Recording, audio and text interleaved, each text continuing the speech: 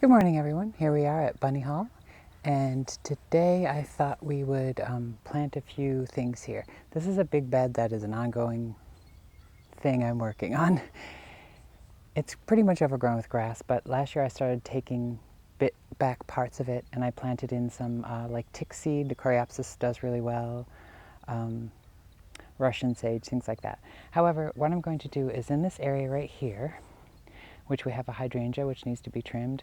My alliums just finished blooming. I planted a few alliums this fall, and they were the one thing, as well as the daffs, that the rabbits and deer didn't eat. I now know that I cannot plant tulips on this property, but alliums, which are one of my favorites, I can do. So I want to kind of develop this area. So I have a few plants in my little plastic greenhouse that I think will be perfect for here. So let's go there, grab those, and I think for today we'll put those plants in. So let's get started. So yes, let's head on out to the greenhouse and see what we can find.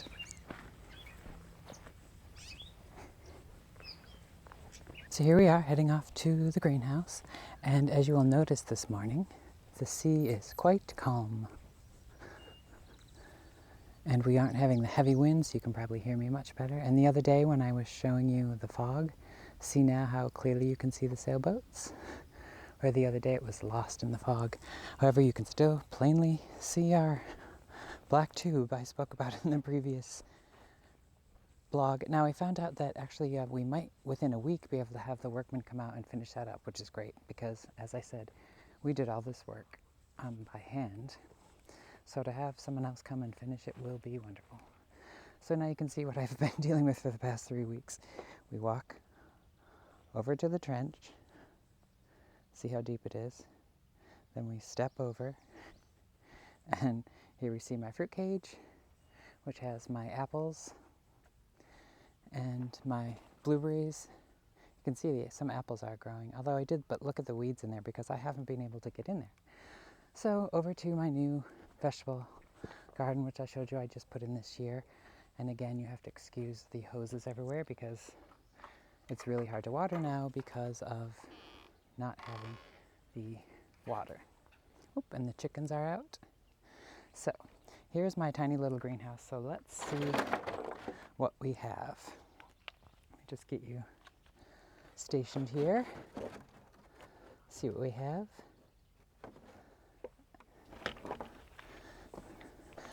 Now, one day I will have a proper glassed greenhouse, but I'm so glad I haven't done so yet because I have moved these greenhouses every year the 5 years we've been the main caretakers of this place.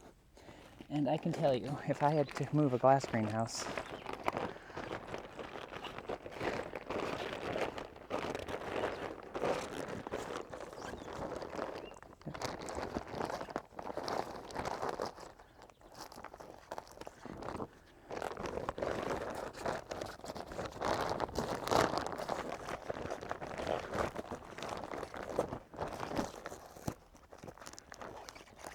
if I had to move a glass greenhouse, I surely would not have done it. If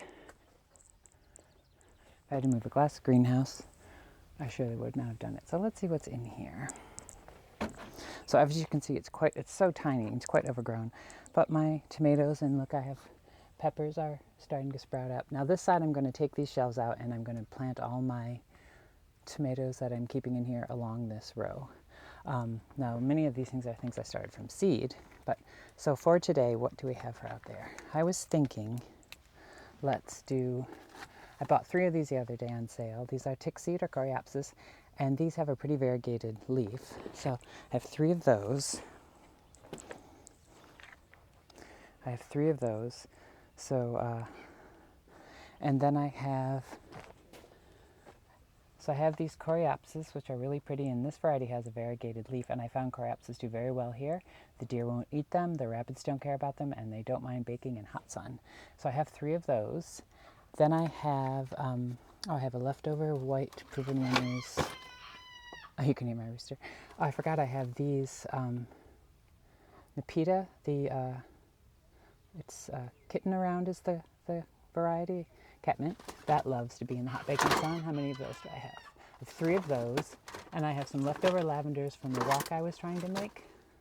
So between the lavender, the Nepeta and the Coreopsis. I think that will be a good little project for today. So let's get the wheelbarrow and get started.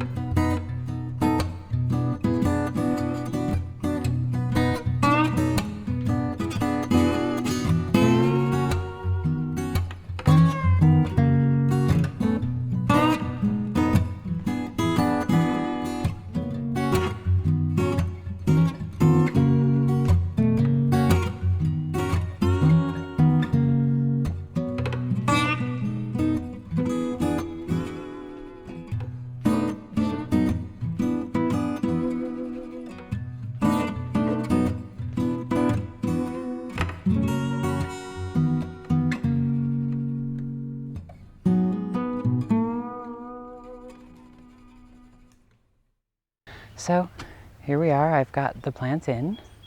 So let's get a closer look and see what those are like. Okay, so you can see here we have the Coreopsis, and you know what I should share? It is a Tequila Sunrise is this tick seed. You know, I've always called it tick seed, but I realize this is spelled thick. Could it be thick seed? In all these years I've been calling it tick seed. If anyone knows, let me know in the comments. I've always called it Coreopsis anyway. So we have 3 of those, these 3 here. Then the Nepeta, which is, the Nepeta is Kitten Around is the variety. I'm not sure if that's showing up or not, which I'm going to stick in here. I try to get my tags as much as possible and try to stick them into a book later to remember, but we forget. And these are just a basic lavender. I don't know if those are Hidcote or I forget which they are. I can't find the tag. So I did the 3 lavenders and then the Nepeta and then the 3 Coreopsis. And I tried to clean up the hydrangea. Now, you're probably thinking, why is there a hydrangea in full sun in front of the sea? And that's actually because my husband's grandmother, who's the matriarch of this place, and we call this house Bunny Hall, and she was known as Bunny. When her ashes were spread out to sea, because she was an avid sailor her whole life, this hydrangea was planted. And at the time, this tree, which has just passed, used to be full and cast shade here, and it hasn't been that way for a few years. But we don't have the heart to move it, so we just give it lots of water, and it usually isn't too bad. It doesn't look as wonderful as the hydrangeas up front, but okay, so now what I'm going to do next is let's head down to the beach. As you can see, it's just dirt, and this stuff that actually looks like, this is actually the grass from our lawn clippings, and then sometimes I use the salt hay as well, which, here, I'll show you what that is.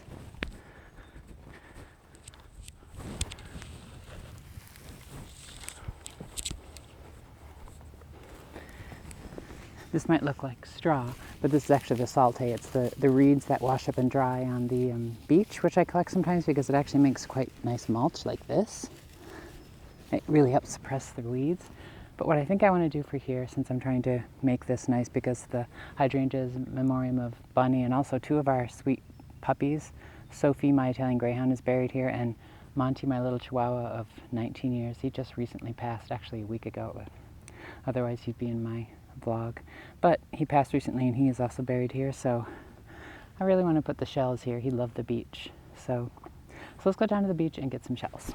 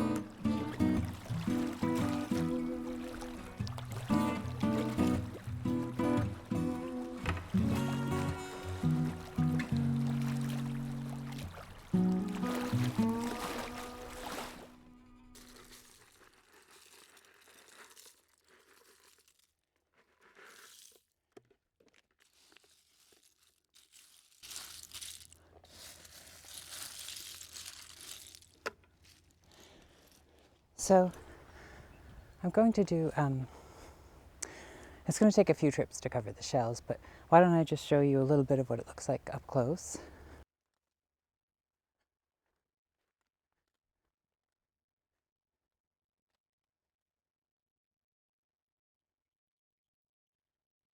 See how pretty it makes it? And obviously, this is our private beach, so I can do what I like. And these little shells, we have millions, probably billions, that wash up all the time. And probably 2 more trips will have enough to cover over this. And it's actually a pretty good weed suppressant. And the color is really nice. And I use it sometimes in pots and things, but I only really use it in times that I want to really highlight something, because otherwise it would, with 3 acres, which I've only done a bit, it would take me forever to do all of that. But what's fun is sometimes you see things like, doesn't this look like coral?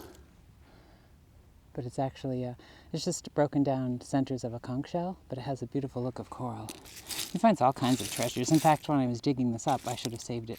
I found the head of a little crab, another oyster shell. Things get dropped here because the birds fly over and things fall. Or the dogs used to bring things up.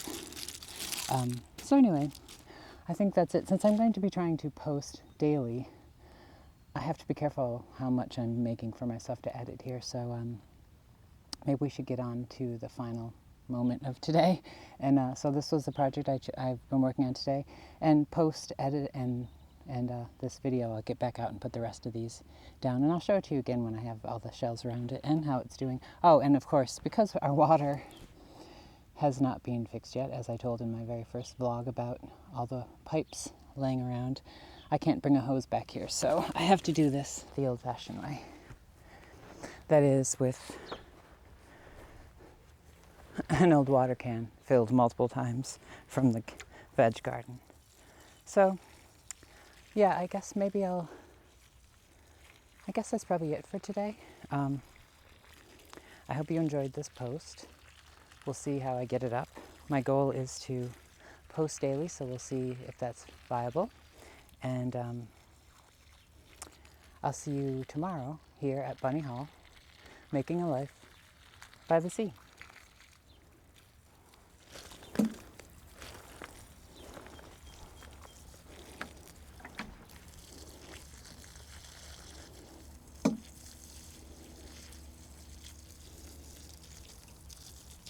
Heavens.